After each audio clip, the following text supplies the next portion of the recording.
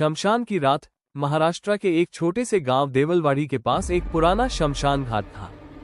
गांव वाले उस जगह को काली टेकड़ी कहते थे। कहते हैं वहां रात को हवा भी रोते हुए गुजरती थी। गांव में एक आदमी रहता था, नाम था राघव भोसले। साधारण आदमी, पर उसकी आंखों में कुछ ऐसा था जो सामान्य नहीं था। राघव पहले हंसमुख था, खेतों में काम करता, लोगों की मदद करता। लेकिन पिछले कुछ महीनों से वो बदल गया था। वो रात को अचानक गायब हो जाता। सुबह लौटता तो उसके कपड़े मिट्टी और राख से सने होते, आंखें लाल और चेहरा बिल्कुल निर्जीव। गांव वालों ने सोचा शायद किसी तांत्रिक के चक्कर में पड़ गया है, लेकिन असली डर तो तब शुरू हुआ। पहला संकेत, एक रात गांव का चरवाहा गणेश अपनी बकरियों को ढूंढते ढूंढते काली टेकड़ी के पास पहुंच गया। रात के लगभग 12 बजे थे। अचानक उसे दूर आग जलती दिखाई दी। वो पास गया और जो उसने देखा उससे उसकी आत्मा कांप गई। राघव शमशान के बीच बैठा था। उसके चारों ओर 7 छोटे छोटे दिए जल रहे थे। वो एक अजीब भाषा में बोल रहा था। उसकी आवाज कभी बूढ़ी औरत जैसी लगती, कभी छोटे बच्चे जैसी, कभी भारी मर्दाना आवाज, और फिर उसका शरीर अचानक झटका खाकर पीछे गिरा और उसकी आंखें पूरी तरह सफेद हो गईं। गणेश डर के मारे भागा। अगली सुबह उसने गांव में सबको बताया, राघव में 7 आत्माएं हैं। लोगों ने हंस दिया, पर डर अभी शुरू हुआ था। दूसरा संकेत, मौत की पहली छाया। 3 दिन बाद गांव में पहली मौत हुई। रामू काका, जो राघव के पड़ोसी थे, अचानक आधी रात को चिल्लाने लगे, वो मुझे बुला रहा है। 7 आवाजें, 7 आवाजें। सुबह उनकी लाश मिली। चेहरे पर ऐसा भाव था जैसे उन्होंने मरने से पहले कुछ भयानक देखा हो। उनके गले पर 7 उंगलियों के निशान थे। गांव में अफवाह फैल गई, 7 आत्माएं, 7 निशान। राघव का सच। गांव के बुजुर्ग पंडित वासुदेव ने कहा, ये साधारण भूत नहीं है, ये 7 आत्मा बंधन है। उन्होंने बताया, कई साल पहले इसी शमशान में एक तांत्रिक ने 7 आत्माओं को एक शरीर में बांधने की साधना की थी, लेकिन वो साधना अधूरी रह गई। और अब राघव उसी अधूरी साधना का पात्र बन चुका था। राघव की बदलती शक्ल, दिन में वो सामान्य दिखता, पर रात होते ही उसका चेहरा बदल जाता। कभी वो बूढ़ी औरत की तरह रोता, कभी छोटे बच्चे की तरह खिलखिलाता, कभी जोर से गाली देता, ऐसी भाषा में जो किसी ने सुनी नहीं थी। उसकी पत्नी सीता ने एक रात देखा, राघव आईने के सामने खड़ा था और आईने में उसका चेहरा नहीं, 7 अलग अलग चेहरों की परछाइयां दिख रही थी। सीता चीख पड़ी। राघव ने धीरे से उसकी ओर देखा और एक साथ 7 आवाजों में बोला, अब गांव हमारा है। शमशान की खुदाई। गांव वालों ने हिम्मत करके अगले दिन शमशान की खुदाई की। उन्हें 7 पुराने कंकाल मिले, सब एक गोल घेरे में दबे हुए, और बीच में एक तांत्रिक की टूटी हुई मूर्ति। पंडित वासुदेव ने कांपते हुए कहा, इन आत्माओं को मुक्त नहीं किया गया, इन्होंने नया शरीर चुन लिया है। पहली झलक असली डर की। उसी रात गांव में अचानक बिजली चली गई। हवा में अजीब सी गंध फैल गई, जैसे सड़ा हुआ मांस। राघव गांव के बीच खड़ा था। उसके पीछे 7 काली परछाइयां घूम रही थी। उसकी आंखें पूरी काली हो चुकी थी। वो चिल्लाया, हम 7 हैं और एक एक करके सबको ले जाएंगे। अचानक उसका शरीर हवा में उठ गया और फिर धड़ाम से जमीन पर गिरा। जब लोग पास पहुंचे, राघव की सांस चल रही थी, लेकिन उसकी छाती पर अंदर से कुछ हिल रहा था, जैसे 7 दिल एक साथ धड़क रहे हों। उस रात के बाद देवलवाड़ी गांव में कोई भी सूरज ढलने के बाद घर से बाहर नहीं निकलता था। दरवाजे बंद, खिड़कियां बंद, और हर घर में सिर्फ एक ही चर्चा, राघव अब इंसान नहीं रहा। लेकिन सबसे ज्यादा डर राघव के घर में था। उसकी पत्नी सीता पूरी रात जागती रही। राघव बिस्तर पर पड़ा था, बिल्कुल शांत, इतना शांत जैसे किसी लाश को सुला दिया हो। पर रात के ठीक 3:07 बजे उसकी उंगलियां हिलने लगी, फिर गर्दन, फिर होंठ, और अचानक उसकी सांस तेज हो गई। सीता डरते डरते पास आए। राघव। राघव ने आंखें खोली, लेकिन वो राघव की आंखें नहीं थी। एक आंख पूरी सफेद, दूसरी पूरी काली, और फिर उसके मुंह से एक साथ 7 अलग अलग आवाजें निकली, हम जाग चुके हैं। सीता बेहोश होकर गिर गई। पंडित वासुदेव की किताब। अगली सुबह गांव के बुजुर्ग पंडित वासुदेव अपने पुराने संदूक से एक बहुत पुरानी किताब निकाल कर लाए। किताब चमड़े में लिपटी थी और उस पर राख लगी थी। उसका नाम था प्रेत साधना तंत्र रहस्य। उन्होंने कांपते हाथों से पन्ने पलटे और एक जगह आकर रुक गए। उनकी आंखें फैल गईं। ये वही है, 7 पिशाच बंधन। गांव वाले घबरा गए। मतलब? पंडित धीरे बोले, ये साधारण आत्माएं नहीं है, ये 7 पापों से जन्मे प्रेत, 7 आत्माओं की कहानी 100 साल पुरानी। करीब 100 साल पहले उसी गांव में एक तांत्रिक आया था। नाम था भैरवनाथ। वो अमर होना चाहता था। उसने एक भयानक साधना की, एक शरीर में 7 आत्माएं बांधकर अमर होने की। लेकिन उसके लिए उसे चाहिए थे 7 अलग अलग तरह की मौत मरे लोग। और उसने वही किया। पहली आत्मा लोभ लालची साहूकार। गांव का साहूकार धनराज गरीबों का खून चूसता था। एक दिन गांव वालों ने उसे पीट पीट कर मार डाला। मरते वक्त उसने कहा, मेरा धन कोई नहीं ले पाएगा। उसकी आत्मा पहली बनी। दूसरी आत्मा क्रोध कातिल सिपाही। एक सिपाही ने गुस्से में अपने ही परिवार को काट डाला था। उसे फांसी दी गई। मरते समय उसकी आंखों में सिर्फ हत्या थी। तीसरी आत्मा वासना दुष्ट जमींदार। एक जमींदार जिसने कई लड़कियों की जिंदगी बर्बाद की। एक लड़की ने कुएं में कूदकर जान दे दी। गांव वालों ने उसे जिंदा जला दिया। उसकी चीखें आज भी शमशान में सुनी जाती थी। चौथी आत्मा ईर्ष्या भाई का हत्यारा। एक आदमी ने अपने ही भाई को खेत के लिए मार दिया, लेकिन बाद में पागल होकर खुद मर गया। पांचवी आत्मा अहंकार पाखंडी तांत्रिक। भैरवनाथ का गुरु, जिसने खुद को भगवान समझा, उसी के शिष्य ने उसे मार दिया। छठी आत्मा धोखा गर्भवती पत्नी का हत्यारा।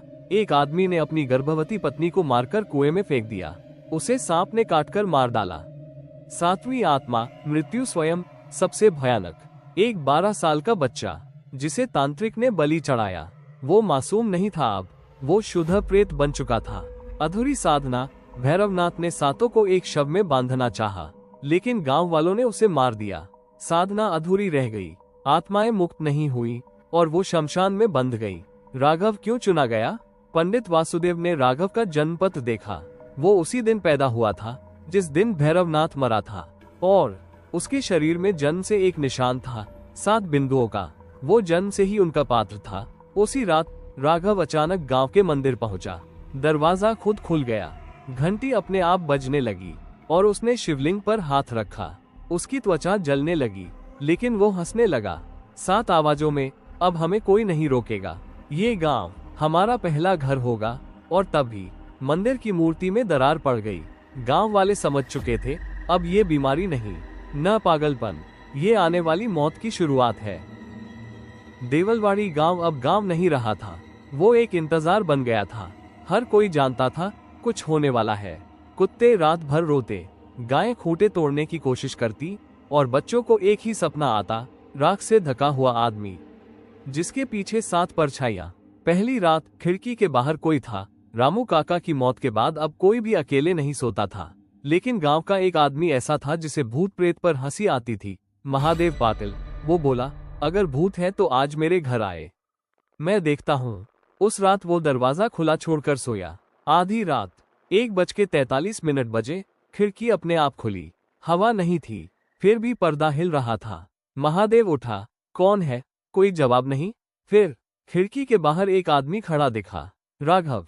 लेकिन उसकी गर्दन अजीब तरह टेढ़ी थी, जैसे हड्डियां ढीली हो गई हो। महादेव चिल्लाया, क्या चाहिए? राघव ने सिर धीरे धीरे उठाया और मुस्कुराया, पर वो मुस्कान इंसान की नहीं थी, वो बहुत चौड़ी थी, कान तक। पहली आत्मा बाहर आई। अचानक राघव का शरीर झटका खाकर जमीन पर गिरा और उसकी पीठ से धुआं निकलने लगा। महादेव डरकर पीछे हटा। फिर उसने देखा, राघव की छाती फूल रही थी, जैसे अंदर कुछ बाहर आने की कोशिश कर रहा हो। कड़क कड़क कड़क, हड्डियां टूटने की आवाज। और फिर राघव के मुंह से एक काली आकृति बाहर निकली। वो आदमी जैसा था, पर उसके हाथ बहुत लंबे, आंखें गड्ढों में धसी हुई, और उसकी उंगलियां सिर्फ हड्डियां। महादेव जम गया। आकृति बोली, मेरा धन वापस दे। महादेव कांप गया। कौन? आकृति चीखी, मैं धनराज हूँ। लोभ की मौत। महादेव के घर में कभी धनराज साहूकार का कर्ज था, जो उसने लौटाया नहीं था। वो पुरानी बात थी, पर आत्मा नहीं भूली थी। महादेव भागने लगा, लेकिन दरवाजा बंद हो गया। दीवारों पर राख फैलने लगी और फर्श पर अपने आप 7 गोल निशान बन गए। धनराज की आत्मा हवा में तैरती हुई उसके पास आई। उसने महादेव की छाती पर हाथ रखा। नाखून अंदर घुस गए। महादेव चीखा, बचाओ। पूरा गांव जाग गया। लोग दौड़े, दरवाजा तोड़ा, और अंदर जो देखा, महादेव दीवार पर चिपका हुआ था, जमीन से 2 फीट ऊपर। उसकी आंखें बाहर निकली हुई और छाती पर गहरा गड्ढा, जैसे दिल निकाल लिया गया हो। नीचे राख से लिखा था 1/7, और जमीन पर बेहोश पड़ा था राघव। राघव को कुछ याद नहीं, सुबह राघव उठा, सामने भीड़, लाश। वो रोने लगा, मैं यहाँ कैसे आया? उसके हाथ पर खून था। वो कांप गया। मैंने ये किया? पंडित वासुदेव बोले, नहीं, तू नहीं, तेरे अंदर रहने वाली पहली आत्मा ने किया है। राघव जोर जोर से सिर पटकने लगा, मुझे मार दो, मुझे जिंदा मत रहने दो। तभी उसकी आवाज बदल गई, गहरी, भारी, अभी नहीं, अभी 6 बाकी है। रात का नया नियम। उस दिन के बाद गांव में नियम बना, सूर्यास्त के बाद कोई बाहर नहीं निकलेगा। दरवाजे पर हल्दी कुमकुम लगाया जाएगा और हर घर में दीपक जलेगा। पर पंडित वासुदेव जानते थे ये सब बेकार है, क्योंकि अब आत्माएं एक एक करके बाहर आएंगी और हर मौत के बाद राघव कमजोर नहीं और शक्तिशाली होगा। अगली चेतावनी। उस रात राघव को पेड़ से बांध दिया गया, लेकिन ठीक 2:11 बजे रस्सी अपने आप जलने लगी। उसकी आंखें खुली। इस बार दोनों काली थीं और उसने दूर खेतों की ओर देखा, मुस्कुराया। अब क्रोध जागेगा, अगला खून परिवार का होगा। गांव में किसी को पता नहीं था अगला कौन मरने वाला है, पर एक घर में उसी समय एक बच्चा नींद में बोल रहा था, माँ, वो तलवार वाला अंकल मुझे बुला रहा है। महादेव पाटिल की मौत के बाद देवलवाड़ी गांव में सन्नाटा बस गया था। दिन में भी लोग धीरे बोलते और रात होते ही गांव कब्रिस्तान बन जाता। लेकिन उस रात हवा अलग थी, भारी, गरम और मिट्टी से लोहे जैसी गंध आ रही थी, खून की गंध। पंडित वासुदेव समझ गए, आज दूसरी आत्मा जागेगी। क्रोध। जिस घर की बारी थी, गांव के किनारे एक छोटा सा घर था। गोविंद और उसका परिवार, पत्नी, बूढ़ी माँ और 8 साल का बेटा चिंटू। रात के करीब 11 बजे चिंटू अचानक उठकर बैठ गया। उसकी आंखें बंद थीं, पर वह देख रहा था। धीरे बोला, माँ, बाहर सैनिक खड़ा है, उसके हाथ में तलवार है। माँ ने उसे सीने से लगा लिया, सपना है बेटा, सो जा। लेकिन तभी ठक ठक ठक दरवाजे पर दस्तक हुई 3 बार। गोविंद का गला सूख गया। कौन है? कोई जवाब नहीं। फिर चिंटू बोला, वो कह रहा है दरवाजा खोलो, नहीं तो वो खुद आ जाएगा। दरवाजा खुला, पर किसी ने खोला नहीं। अचानक कुंडी अपने आप घूमी, दरवाजा चर्र की आवाज के साथ खुल गया।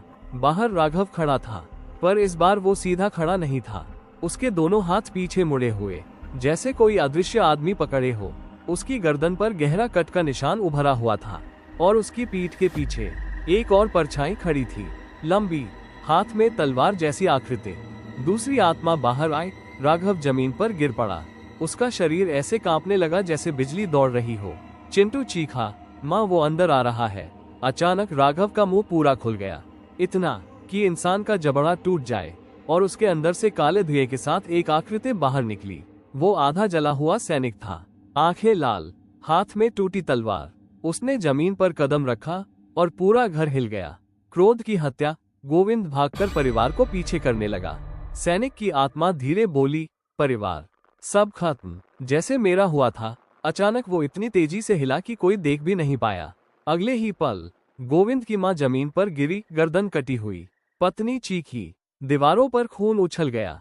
गोविंद ने चिंटू को पकड़ा और भागा, लेकिन दरवाजा गायब था। अब वहां सिर्फ दीवार थी। सैनिक सामने खड़ा था।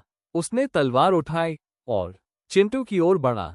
गोविंद घुटनों पर गिर गया, मुझे मार, बच्चे को छोड़ दे। एक पल को आत्मा रुकी, फिर बोली, मुझे भी यही कहा गया था। तलवार नीचे गिरी। चीख पूरे गांव में गूंजी। सुबह का मंजर। सुबह जब लोग पहुंचे, घर पूरा लाल था। 3 लाशें और दीवार पर खून से लिखा था 27। राघव कोने में बेहोश पड़ा था।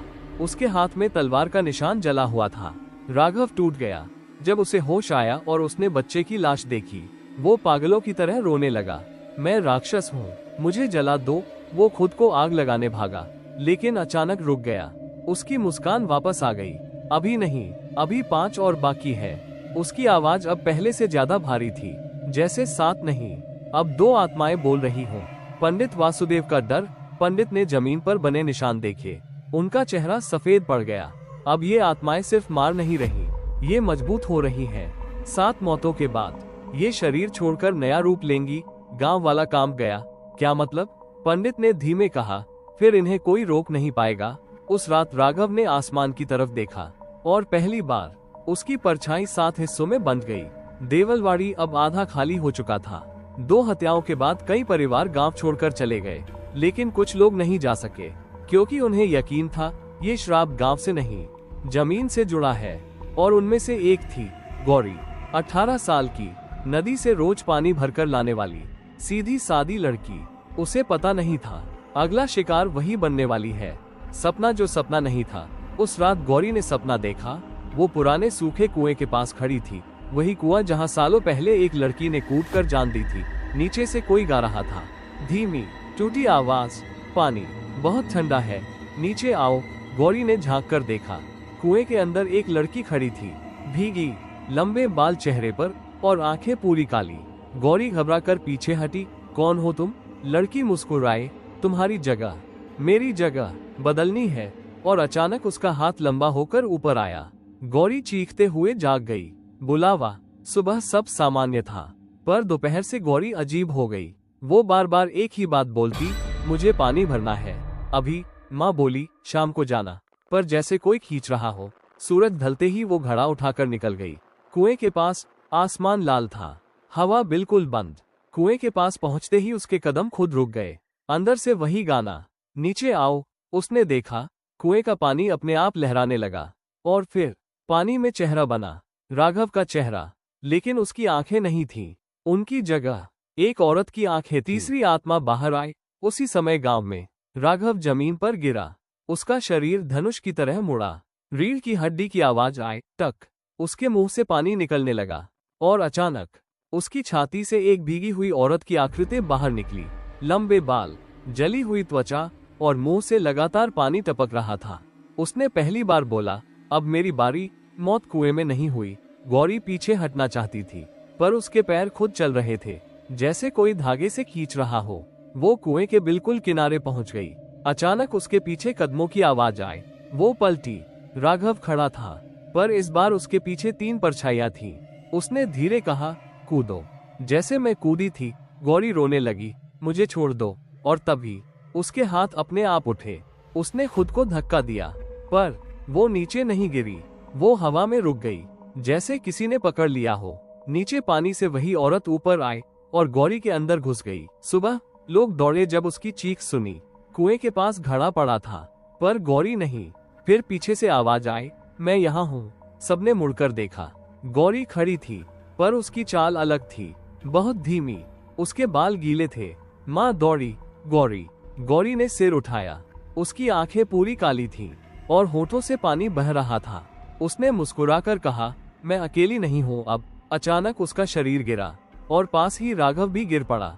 जमीन पर अपने आप लिखा 37। सबसे डरावनी बात, उस दिन के बाद गांव में कुएं का पानी लाल आने लगा और रात में 2 जगह रोने की आवाज आती, एक राघव के घर से और एक गौरी के घर से। पंडित वासुदेव समझ गए, अब आत्माएं शरीर बदल भी सकती हैं।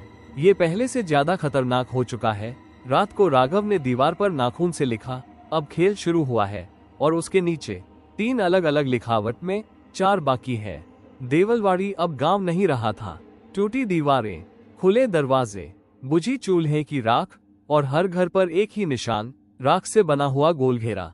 6 मौतें हो चुकी थीं। दीवार पर लिखा था 67। अब सिर्फ एक आत्मा बची थी, सबसे खतरनाक, जिसे पंडित वासुदेव ने कहा था, ये आत्मा किसी पाप से नहीं बनी, इसे बनाया गया था, और जो बनाया जाता है वो खत्म नहीं होता। वो थी बलि वाला बच्चा। आखिरी रात। उस रात आसमान पूरी तरह काला था, ना चांद ना तारे। गांव के बीच राघव खड़ा था। उसका शरीर अब इंसान जैसा नहीं लग रहा था। त्वचा राख जैसी, नसें काली, और उसकी परछाई अब 7 नहीं, एक ही विशाल आकृति बन चुकी थी। पंडित वासुदेव, सीता और बचे हुए 4 लोग मंदिर में छिपे थे। अचानक मंदिर की घंटी अपने आप बजने लगी। टन टन टन। दरवाजा खुला।